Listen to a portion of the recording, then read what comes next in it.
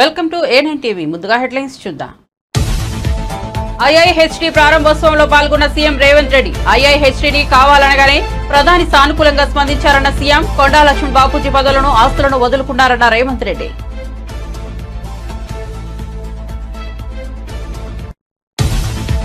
ప్రజల కన్నీళ్లు తుడిచేందుకే నేడు చంద్రబాబు కష్టపడుతున్నారన్న మంత్రి కొల్లు రవీంద్ర. వైసీపీ చేసిన పనికి ఇప్పుడు విజయవాడ మునిగిపోయిందని ఆగ్రహం. కేంద్ర మంత్రులను పిలిపించుకుని వరద పరిస్థితులను వివరించారని వెల్లడి.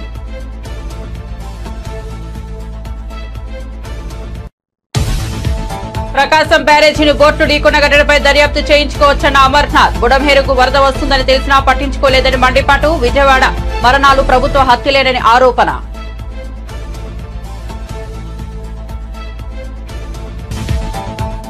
రాష్ట్రంలో వరదలపై మాజీ మంత్రి కురసాల కన్నబాబు కీలక వ్యాఖ్యలు. వరద బాధితుల విషయంలో ప్రభుత్వం సరిగా వ్యవహరించలేదని వెల్లడి. 8 రోజులు గడుస్తున్నా బాధితులకు సరిగా సాయం అందటం లేదని వ్యాఖ్య.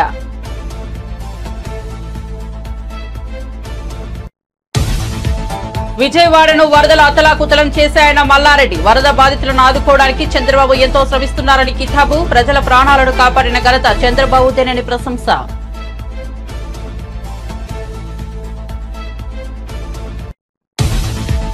కేసీఆర్ యాగం హైడ్రాపై బండి సంజయ్ కీలక వ్యాఖ్యలు. హైడ్రాపై విశ్వాసం పోతోంది. నేను మొదటి హైడ్రాకి సపోర్ట్ చేశానని వెల్లడి. కాంగ్రెస్ పార్టీ పట్ల ప్రజల్లో విరక్తి మొదలైందని వ్యాఖ్య.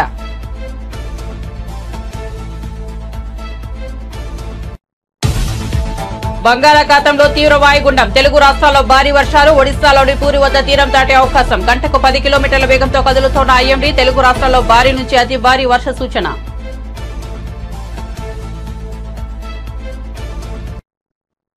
ఇక వార్త వివరాల్లోకి వెళ్తే IIHTని ఏర్పాటు చేయాలని కోరగానే ప్రధాని నరేంద్ర మోదీ కేంద్ర మంత్రులు రాజకీయాలకు అతీతంగా ముందుకు వచ్చి మంజూరు చేశారని తెలంగాణ సీఎం రేవంత్ రెడ్డి ప్రశంసించారు. నాంపల్లి తెలుగు అకాడమీలో IIHTని ఏర్పాటు చేస్తున్నట్టు చెప్పారు. IIHTని ముఖ్యమంత్రి వర్చువల్ గా ప్రారంభించారు. అలాగే అభయహస్తం లోగోను ఆవిష్కరించారు. బీఆర్ఎస్ అధినేత కేసీఆర్ ను కొండా లక్ష్మణ్ బాపూజీ నిలువు నీడను ఇచ్చారని గుర్తు చేశారు.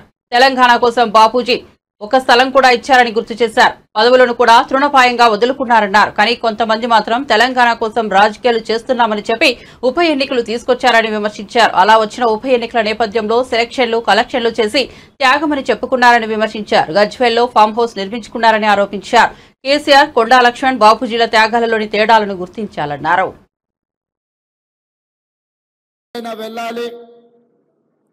లేదా ఒడిశా రాష్ట్రానికైనా పోవాలి. ఈరోజు మన రాష్ట్రంలో, మన నగరంలో, మన హైదరాబాద్లో, మన తెలంగాణలో ఉండాల్సిన ఇన్స్టిట్యూట్ అనుమతి ఇవ్వాల్సిన కేంద్ర ప్రభుత్వం 10 సంవత్సరాలైన చర్యలు చేపట్టకపోవడంతో తెలంగాణ రాష్ట్ర ముఖ్యమంత్రిగా బాధ్యతలు చేపట్టిన తర్వాత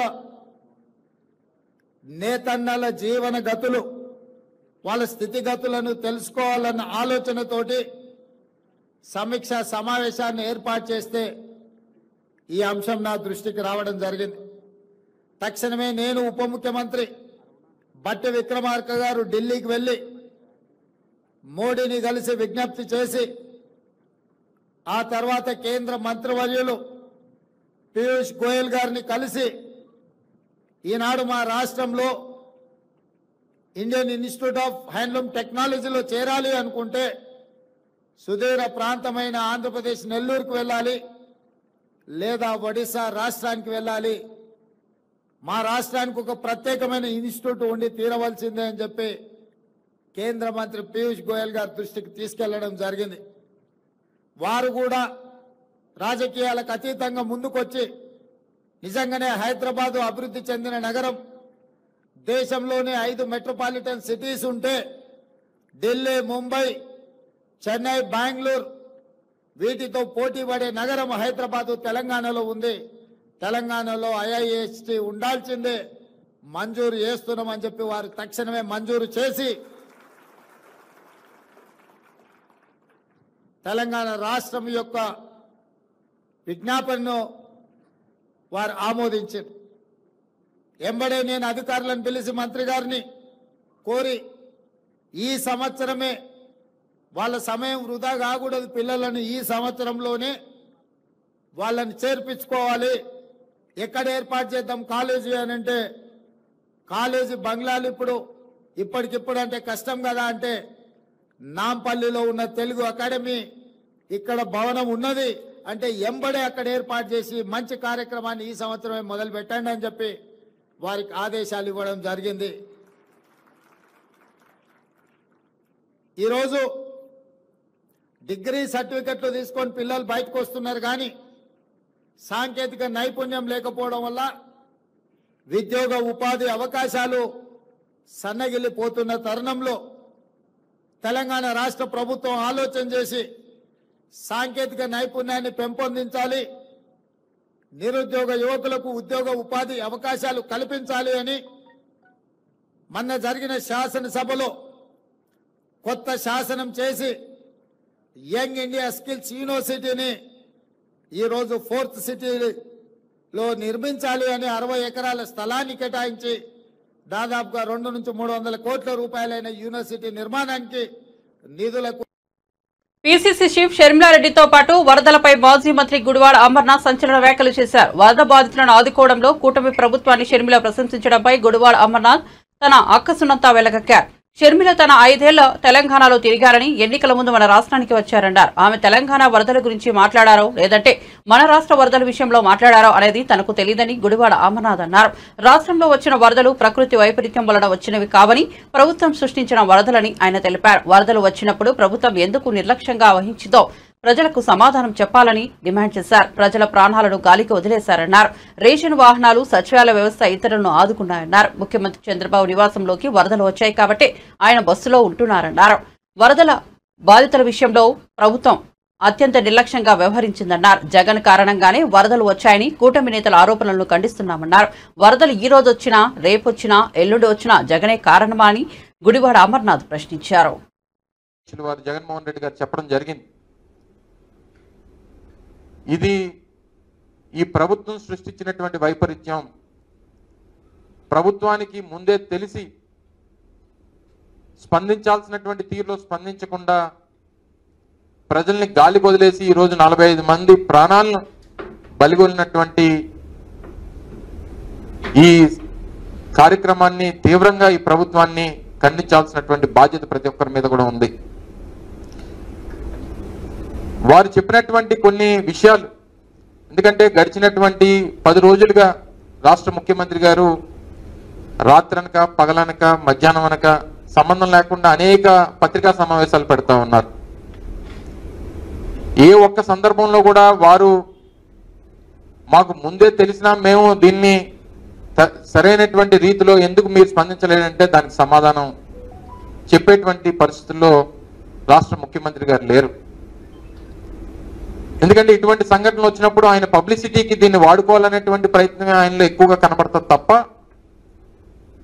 ప్రజలకు ఏదన్నా కష్టం వస్తే ఆ కష్టం నుంచి వారిని ఎలాగా గట్టెక్కించాలనేటువంటి కనీస ఆలోచన చేసేటువంటి స్థితిలో ఈరోజు రాష్ట్ర ముఖ్యమంత్రి గారు లేరు. రోజులు గడుస్తూ ఉన్నటువంటి సందర్భంలో రోజుకు ఒక కొత్త విషయం బయటపడతా ఉంది. జరిగినటువంటి ఈ వైపరీత్యం, దీనికి గల కారణాలు, దీంట్లో ప్రభుత్వం ఏ రకంగా స్పందించింది, ఎంత నిర్లక్ష్యంగా వ్యవహరించింది, ప్రజల మీద ప్రజల తాలూకా బాగోగుల గురించి కనీసం ఆలోచన చేయకుండా ఎలాగా చేసింది అనేటువంటిది రోజుకు కొత్త విషయాలు బయటపడతా ఉన్నాయి. సహజంగా మేజర్ లాస్ ఈ ఇన్సిడెంట్లో బుడమేరు సంబంధించినటువంటి ఛానళ్ళు వచ్చి కృష్ణానదిలో కలిసేటువంటి సందర్భంలో దాని కెపాసిటీ 15,000 క్యూసెక్లు, 15,000 నుంచి 20,000 క్యూసెక్లు. దీని నుంచి వరద వస్తుంది, ఇన్ఫ్లో పైనుంచి వస్తూ ఉంది.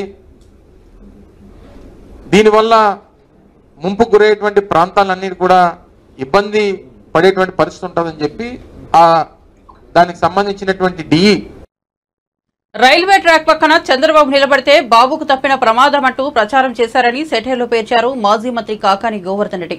చంద్రబాబుకు చిత్తశుద్ధి ఉంటే ఇప్పటికైనా ప్రజలను ఎలా కాపాడాలనే విషయంపై దృష్టి సారించాలని, ప్రభుత్వం విఫలం కావడం వల్లే పలువురు ప్రాణాలు కోల్పోయారని ఆగ్రహించారు. అన్ని మరణాలను చంద్రబాబు హత్యలుగానే పరిగణించాలని చురకులంటించారు. చంద్రబాబుది అక్రమ అరెస్ట్ అని పచ్చ మీడియా గగ్గోలు పెడుతోందని, చంద్రబాబుకు ఈ మీడియా క్లీన్ చిట్ ఇచ్చిందని తెలిపారు. చంద్రబాబును జాకీలు పెట్టి పచ్చ మీడియా ఎత్తుతోందన్నారు. ప్రభుత్వ వైఫల్యాలు బయటపడకుండా ఉండేందుకు చంద్రబాబు డైవర్షన్ పాలిటిక్స్ చేస్తున్నారని ఆగ్రహించారు. ఇందులో భాగంగానే ప్రకాశం బ్యారేజీకి వైసీపీకి చెందిన వారి బోట్లు వచ్చాయని చెబుతున్నారని తెలిపారు. ఇది ఒక కుట్రలో భాగమన్నారు. మత్స్యకారుల బోట్లు కొట్టుకుపోయాయి. ఆక్వా రైతులు కూడా తీవ్రంగా నష్టపోయారని, పాడి పరిశ్రమ దెబ్బతిందని తెలిపారు. అందరినీ ఆదుకోవాలని ఆ బాధ్యత చంద్రబాబుపై ఉందన్నారు మాజీ మంత్రి కాకాని గోవర్ధన్ రెడ్డి. పూర్తి స్థాయిలో వైఫల్యం చెందిందనేటువంటి దాన్ని పక్కన పెట్టి ఎంతసేపటికి గత ప్రభుత్వాన్ని, జగన్మోహన్ రెడ్డి గారిని నిందించడానికే ఈరోజు ప్రయత్నం చేస్తున్నాడు తప్ప మరొక విధంగా ఆలోచన చేసేటువంటి పరిస్థితులు లేవు. అందుకని ఈరోజు అనేక సందర్భాల్లో చూసాం. చంద్రబాబు నాయుడు విధానం ఏ విధంగా ఉంది అంటే, జగన్మోహన్ రెడ్డి గారి గురించి మాట్లాడాలా, ఎవరైనా వైఎస్ఆర్ కాంగ్రెస్ పార్టీకి అనుకూలంగా మాట్లాడితే వాళ్ళ మీద కక్ష సాధింపులు, ఆ ప్రాంతానికి సంబంధించినటువంటి ప్రజాప్రతినిధులు ఏదన్నా మాట్లాడతానేమో, వాళ్ళు మాట్లాడితే వాళ్ళందరినీ లోపలేయించాలని చెప్పి పాత కేసులను ఏదో ఒక విధంగా తిరగదోడి వాటన్నిటిని తీసుకురావాలనేటువంటి ఒక దుర్మార్గమైనటువంటి ఆలోచన. ఇవన్నీ కూడా ఈరోజు ఒక్కసారి చూస్తే ఇదేం కొత్త విషయమేం కాదు, జరగనటువంటి విషయమేం కాదు, జరగరాని విషయం ఏంటంటే కాదు. బుడమేరకు సంబంధించి ఎప్పుడో ఈ పేపర్ వచ్చి 39/1964 పేపర్, ఇది ఆంధ్రపత్రిక. అంటే 60 సంవత్సరాల నాడే దాదాపుగా మనం అనుకున్నటువంటి స్థాయిలో బుడమేరుకి వరద రావడం జరిగింది. ఆ రోజు 10 మంది మరణించారు, 10 మంది గల్లంతయ్యారని చెప్పి వార్తలు వచ్చాయి. చంద్రబాబు నాయుడు నాది రియల్ టైం గవర్నెన్స్ అంటున్నాడు, నేను బ్రహ్మాండమైనటువంటి పరిపాలన అంటున్నాడు. ఈరోజు సూర్యచంద్రులు చూడలేనటువంటిది కూడా ఈ చంద్రబాబు చూస్తాడని పదే పదే మాట్లాడుతున్నాడు. ఈరోజు చంద్రబాబు నాయుడు పరిస్థితి ఏ విధంగా తయారైందంటే, రోజులు గడిచే కొంది వాస్తవాలు మరుగున పెట్టి ప్రభుత్వ వైఫల్యానికి కప్పిపుట్టి ఈరోజు వైఎస్ఆర్ కాంగ్రెస్ పార్టీ ప్రభుత్వం మీద, జగన్మోహన్ రెడ్డి గారి మీద, అదేవిధంగా మాట్లాడినటువంటి వాళ్ళ మీద కక్ష సాధింపులకు పాల్పడేటువంటి పరిస్థితి ఏర్పడింది. ఈరోజు మేము అడుగుతున్నాం, మిమ్మల్ని మీరు సమాధానం చెప్పాల్సినటువంటి అవసరం ఉంది. ఈరోజు ఏదైతే ఎన్ని రకాలైనటువంటి వైఫల్యాలు ఉన్నాయో, కృష్ణానది మీద ఉన్నటువంటి శ్రీశైలం కావచ్చు, నాగార్జున సాగర్ కావచ్చు, పులిచింతలు కావచ్చు, వీటిల్లో ఫ్లాష్ ఫ్లడ్ వస్తే ఏదైనా మీరు దానికి సంబంధించినటువంటి ఫ్లడ్ కుషన్ ఏర్పాటు చేశారా? ఎందువల్ల చేయలేకపోయారు? ఇది మీ ప్రభుత్వ వైఫల్యమా కాదా? ఈరోజు అక్కడ ఉన్నటువంటి ఇరిగేషన్ ఇంజనీర్ ఏం చెప్తున్నాడు, ఒక్కరోజు ముందే దాదాపుగా దీనికి ఫ్లడ్ వస్తుంది కాబట్టి నీరు విడుదల చేస్తామని చెప్పాము అని అన్నాడు. దాన్ని స్పెషల్ చీఫ్ సెక్రటరీగా ఉన్నటువంటి రెవెన్యూ సిసోడియా గారు కూడా మాకు ముందే తెలిసింది అని చెప్పి ధృవీకరించాడు. మీకు విషయం ముందు తెలిసినా ప్రజల ప్రాణాల మీద మీకు విలువ లేదు కాబట్టి, ప్రజల ప్రాణాలను మీరు లెక్క చేయలేదు కాబట్టి, ప్రజల ప్రాణాలను తృణప్రాయంగా భావించారు కాబట్టి అంత పెద్ద విపత్తు సంభవించడానికి కారకులయ్యారు. ఇది పూర్తి స్థాయిలో ప్రభుత్వ వైఫల్యం. ఈరోజు ప్రాణాలు కోల్పోయినటువంటి ప్రతి ఒక్కరిని ప్రభుత్వ హత్యలుగానే భావించాల్సినటువంటి పరిస్థితి. ఈరోజు చంద్రబాబు నాయుడు గారు రోజు 3 ప్రెస్ మీట్లు పెడుతున్నాడు, పెట్టి ఆయన భుజం ఆయనే తట్టుకుంటున్నాడు, ఎవరు తట్టాల్సినటువంటి పని లేకుండా ఆహా ఓహో బ్రహ్మాండంగా చేశామని చెప్పని ఈరోజు మాట్లాడుకునేటువంటి పరిస్థితి ఏర్పడింది. మీరు ఎందువల్ల ఈరోజు పాపం ప్రజలని ముందుగా తరలించలేకపోయారు? మీకు తరలించడం చేతగా లేదు. మీ రెవెన్యూ సెక్రటరీ చెప్పాడు 2 లక్షల మందిని ఎక్కడ తరలిస్తామని, కనీసం అప్రమత్తం చేశారా? పాప ముసలివాళ్ళు, చిన్నపిల్లలు, బాలింతలు, గర్భవతులు, ఆరోగ్యం బాగలేనటువంటి పాపం, వైద్యం కోసం ఉండాల్సినటువంటి పాపం రోగులు, వీళ్ళందరినీ మీరు వదిలిపెట్టి గాలికి వదిలేసి ఈరోజు పాపం వాళ్ళ ఆకలి చావులు, కనీసం భోజనం లేక ఆకలి చావులతో ఈరోజు చల్లాడినటువంటి పరిస్థితి. విషయం ఏంటంటే, చంద్రబాబు నాయుడు పాపం ఆ ప్రాంత ప్రజలని పునరావాస కేంద్రానికి తరలించలేకపోయాడు. కానీ చంద్రబాబు మాత్రం తన అక్రమ కట్టడం నుంచి పునరావాస కేంద్రానికి తరలి వెళ్ళిపోయాడు కలెక్టర్ ఆఫీస్కి. మొట్టమొదటిసారిగా ఒక రాష్ట్ర ముఖ్యమంత్రి పాపం ప్రజలను నీళ్లలో ముంచి వాళ్ళని వరదల పాలు చేసి వాళ్ళ బ్రతుకులన్నీ బుగ్గిపాలు చేసి పాపం ఆయన మాత్రం ఆయన ఉన్నటువంటి అక్రమ కట్టడం దగ్గర నుంచి కలెక్టరేట్ దగ్గరికి వెళ్లి ఒక పునరావాస కేంద్రంలో ఒక బస్సులో తలదాచు. నిత్యావసర సరుకుల విక్రయాల విషయంలో వ్యాపారస్తులు అనుసరిస్తున్న ధోరణిపై రాష్ట్ర పౌర సరఫరాల మంత్రి నాదెండ్ల మనోహర్ సీరియస్ అయ్యారు. వ్యాపారస్తులు నిత్యావసరాలను ఎంఆర్పీ రేటుకు మించి విక్రయిస్తే కేసులు పెడతామని హెచ్చరించారు. ఇబ్రహీంపట్నం ఫెర్రీ, గుంటుపల్లి గ్రామ ఆర్సీఎం చర్చి తుమ్మలపాలెంలో ప్రభుత్వం అందిస్తున్న నిత్యావసర సరుకుల పంపిణీ కార్యక్రమాన్ని మంత్రి నాదెండ్ల ప్రారంభించారు. ఈ సందర్భంగా ఆయన మాట్లాడుతూ ఈ కష్ట సమయంలో అందరూ నిజాయితీతో బాధ్యతగా వ్యవహరించాలని తెలిపారు. వరద ముప్పు ప్రాంతాల్లో ప్రతి బాధిత కుటుంబానికి సరుకులు అందేలా చర్యలు తీసుకున్న మంత్రి ఎవరైనా అవకతవకలకు పాల్పడితే కేసులు నమోదు చేస్తామని వార్నింగ్ ఇచ్చారు. ప్రతి ఒక్కరికి సరుకులు అందజేస్తామని ఎవరూ ఇబ్బంది పడాల్సిన అవసరం లేదన్నారు.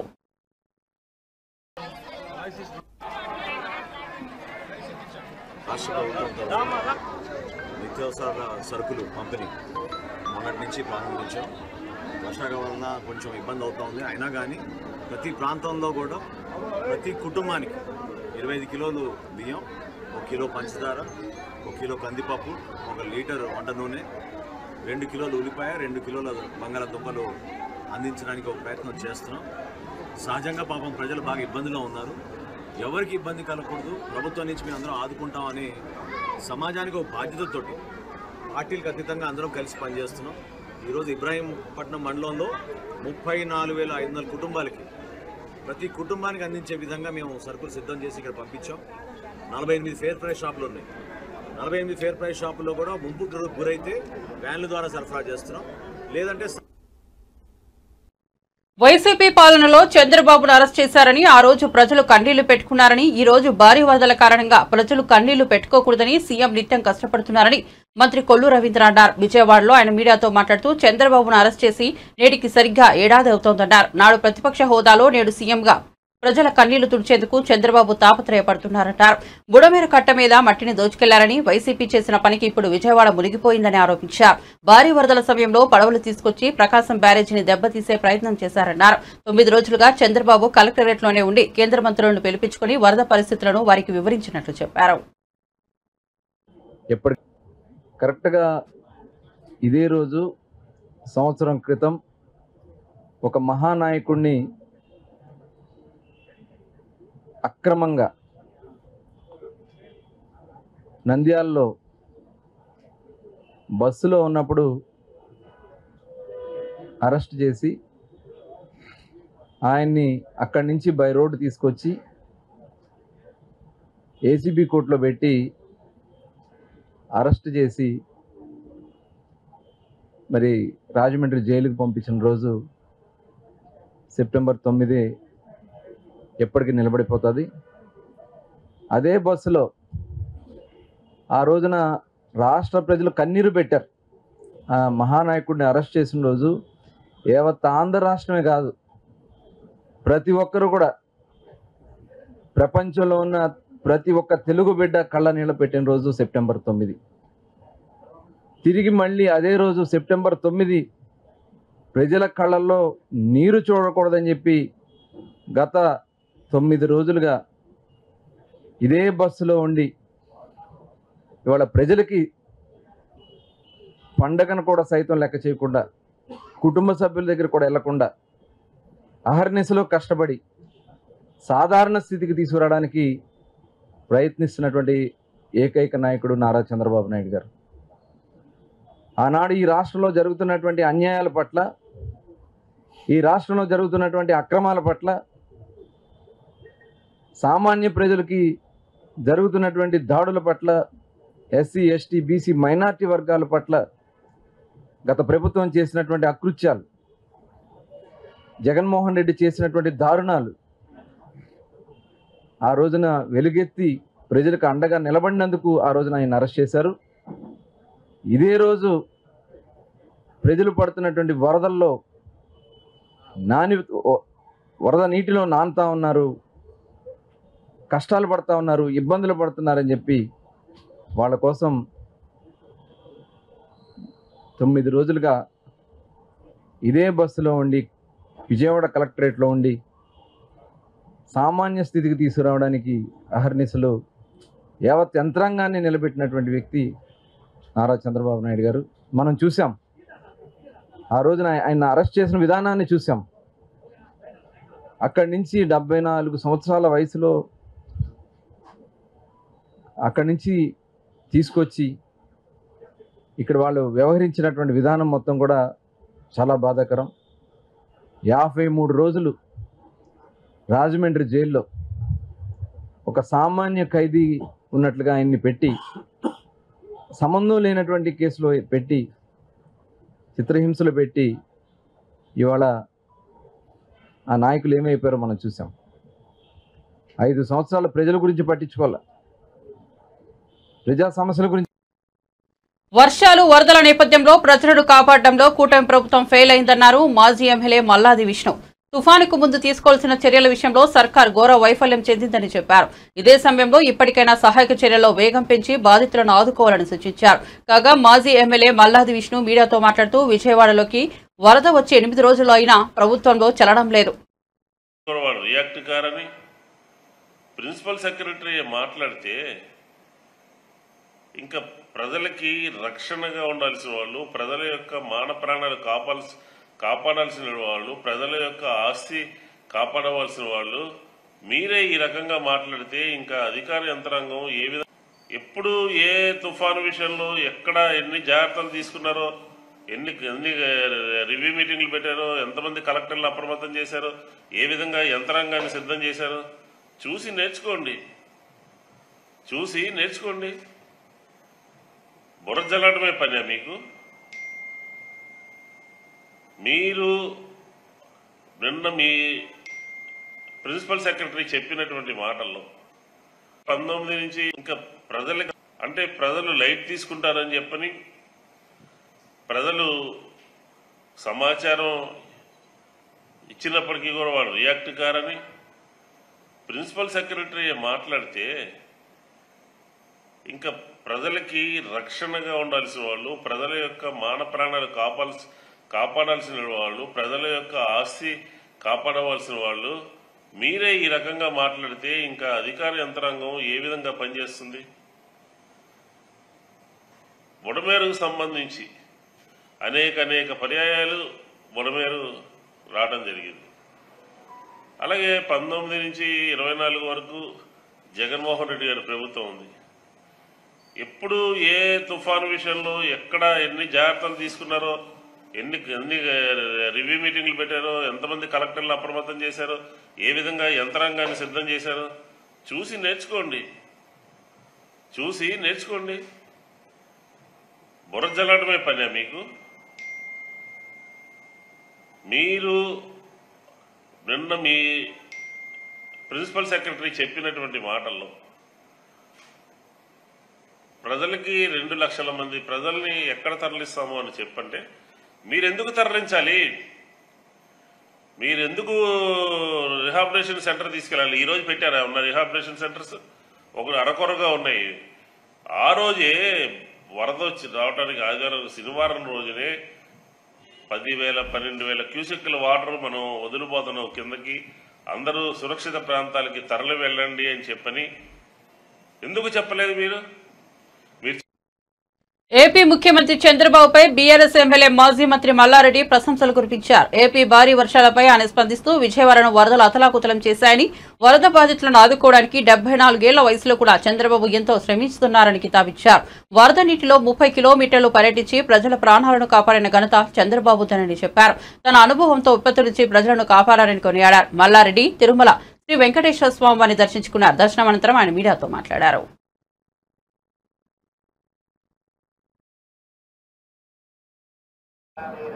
తిరుమల వెంకటేశ్వర స్వామిని దర్శించుకున్నా చాలా సంతోషం. ఎందుకంటే భగవంతుడు నాకు ఏది మొక్కినా అన్నీ కూడా పర్ఫెక్ట్గా మంచిగా మెడికల్ కాలేజీలు కానీ, ఇంజనీరింగ్ కాలేజీలు కానీ, పర్ఫెక్ట్గా ఎంపీ కానీ, మినిస్టర్ కానీ, మళ్ళీ ఇప్పుడు ఎమ్మెల్యే కానీ ఇవన్నీ కూడా ప్రసాదించిండు ఆ భగవంతుడు. ప్రతి వైకుంఠ ఏకాదశికి కూడా వస్తా. ఇప్పుడు కూడా మంచి యూనివర్సిటీ ఇచ్చిండు కాబట్టి నేను నడుచుకుంటూ ఎక్కినా, గుండు కొట్టించుకున్నా, భగవంతుని మొక్కు చెల్లించుకున్నా. ఏది ఏమైనా ఆంధ్రలో కూడా మన చంద్రబాబు నాయుడు ప్రభుత్వం వచ్చింది. ఇంత పెద్ద తుఫాన్ వచ్చినా విజయవాడ అంతా అతలం కుతలం అయినా కానీ 74 ఏళ్ళ సంవత్సరంలో వయసులో కూడా పెద్ద ఎత్తున అక్కడనే ఉండి ఎంత ప్రమాదం ఉన్నా, ప్రజలకు ఎన్ని ఇబ్బందులు వచ్చినా ఆయన నీళ్ళలోనే వాటర్లోనే 22-30 కిలోమీటర్లు తిరిగి ప్రజలను కాపాడిన ఘనత ఆయన ఎక్స్పీరియన్స్ తోటి అదంతా కూడా గొప్ప ఎత్తున కాపాడి చంద్రబాబు నాయుడు, ఆయనకు కూడా ధన్యవాదాలు. వర్షాలు కూడా తక్కువ కావాలి, మా తెలంగాణలో కూడా ప్రజలందరూ కూడా ఆరోగ్యంగా ఉండాలి. వర్షాలు చాలా పెద్ద ఎత్తున పడి చాలా ఇబ్బందికరమైనాయి. రైతులు కూడా ఎవరు కూడా ఆత్మహత్య చేసుకోవద్దు. తెలంగాణలో అందరూ కూడా మా కేసీఆర్ గారు, కేటీఆర్ గారు మంచి అభివృద్ధి చేసిండ్రు తెలంగాణను. ఇక ముందు కూడా తప్పకుండా వాళ్ళు చేస్తారని కూడా మనం చేస్తాం.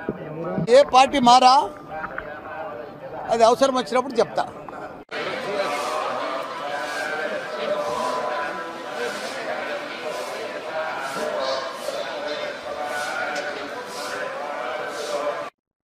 బులెటిన్ ముగించే ముందు హెడ్లైన్స్ మరోసారి చూద్దాం. ఐఐహెచ్టీ ప్రారంభోత్సవంలో పాల్గొన్న సీఎం రేవంత్ రెడ్డి. ఐఐహెచ్టీని కావాలనగానే ప్రధాని సానుకూలంగా స్పందించారన్న సీఎం. కొండా లక్ష్మణ్ బాపూజీ పదవులను, ఆస్తులను వదులుకున్నారన్న రేవంత్ రెడ్డి.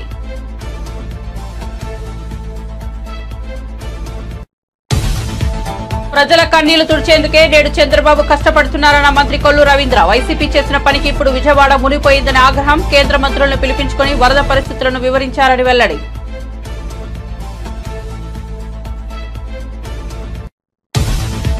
ప్రకాశం బ్యారేజీని గోట్లు ఢీకొన్న ఘటనపై దర్యాప్తు చేయించుకోవచ్చన్న అమర్నాథ్. బుడమేరుకు వరద వస్తుందని తెలిసినా పట్టించుకోలేదని మండిపాటు. విజయవాడ మరణాలు ప్రభుత్వ హత్యలేనని ఆరోపణ.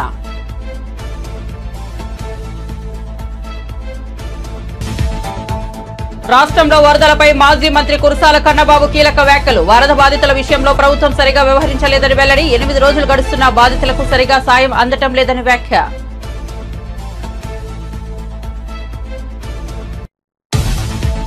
విజయవాడను వరదలు అతలాకుతలం చేశాయన్న మల్లారెడ్డి. వరద బాధితులను ఆదుకోవడానికి చంద్రబాబు ఎంతో శ్రమిస్తున్నారని కితాబు. ప్రజల ప్రాణాలను కాపాడిన ఘనత చంద్రబాబుదేనని ప్రశంస.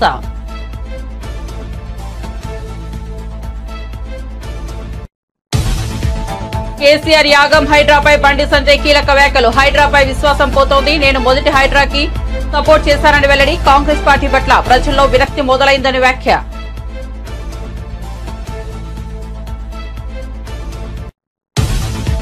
బంగాళాఖాతంలో తీవ్ర వాయుగుండం. తెలుగు రాష్ట్రాల్లో భారీ వర్షాలు. ఒడిశాలోని పూరి వద్ద తీరం దాటే అవకాశం. గంటకు 10 కిలోమీటర్ల వేగంతో కదులుతోన్న ఐఎండీ. తెలుగు రాష్ట్రాల్లో భారీ నుంచి అతి భారీ వర్ష సూచన.